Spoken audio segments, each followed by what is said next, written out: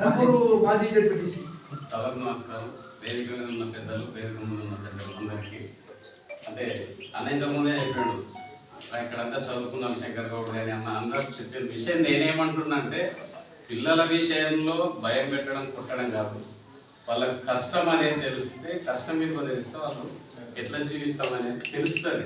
ఎందుకంటే ఈరోజు మనం ఏం చేస్తున్నాం, మన పక్కింటి ఏదో ₹1,00,000 పెట్టి ఏదో ప్రైవేట్ స్కూల్ వేసిందంటే మనం సపోజ్ చేసి మనం కూడా పని చేస్తున్నాం. అది కాదు, మన పరిస్థితి ఏముంది, వాళ్ళకి ఎంతవరకు ఇది. ఇప్పుడు ఈ రోజు పిల్లలకి ఎట్లుంటుందంటే పక్కనోడు ఎట్లున్నాడో వాడు అదే స్థాయిలో మెయింటైన్ చేయాలని చూసుకుంటున్నాడు. కానీ ఆ పక్కనకు ఉన్న ఆదాయం ఏంది, మనకు వచ్చే ఆదాయం ఏందనే ఆలోచన వాళ్ళకు మనం కలిగిస్తలేము. అది ఎప్పుడైతే కలిగిస్తామో, ఆ కష్టం మీద ఎప్పుడైతే తెలుసుకుంటారో వాళ్ళు కూడా ముందుకు పోవడానికి ఆలోచన చేసి మన కష్టాల్లో పాలు పంచుకుంటే వాళ్ళకి ఆ బాధ తెలుస్తుంది. ఆ బాధనే తెలియకుండా పెంచితే ఎప్పుడు నవ్వుతూ పెంచినాం అనుకో, ఎప్పుడు నేర్పిస్తే వాడు వేసుకొని చచ్చిపోతాడు. ఎప్పుడు ఏడ్పించినాం అనుకో వాడికి నవ్వడం తెలియకుండా పోతుంది. అందుకొరకు ప్రతి విషయంలో షేర్ చేసుకుని, అంటే చదువు ఒక్కటే ముఖ్యం కాదు, సంస్కారం వాడికి ఏం కావాలి. అసలు ఈ రోజు ఈ స్థాయిలో ఉన్నామంటే వామన్ గౌడ్ అన్న తెలుసు, ఆయన పిల్లలే నేను చూడలేదు. రమేష్ గౌడ్ తెలుసు, నా పిల్లలని ఆయన చూడలేదు. అంటే మన రిలేషన్షిప్ ఇప్పుడు ఎట్లుందంటే ఒక పరిధి.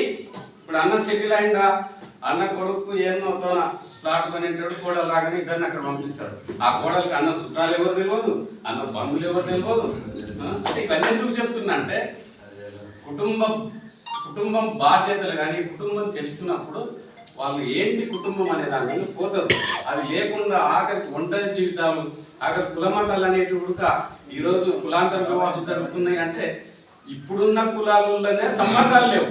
ఇంకా కులాంతర వివాహం అంటే ఎవడు దశ ఎవడు పోతాడో తెలియని స్థితికి అయింది. కాబట్టి మనం కూడా కులం కానీ మతం కానీ దాని విలువలు నేర్పుతూ ఇది చేయాలి. పిల్లలు దేవుడు అంటారు, అది ఏదన్నా పార్క్ అంటారు, అయినోడికి వస్తారు. అంటే అలవాటు నేర్పుతున్నాం మనం.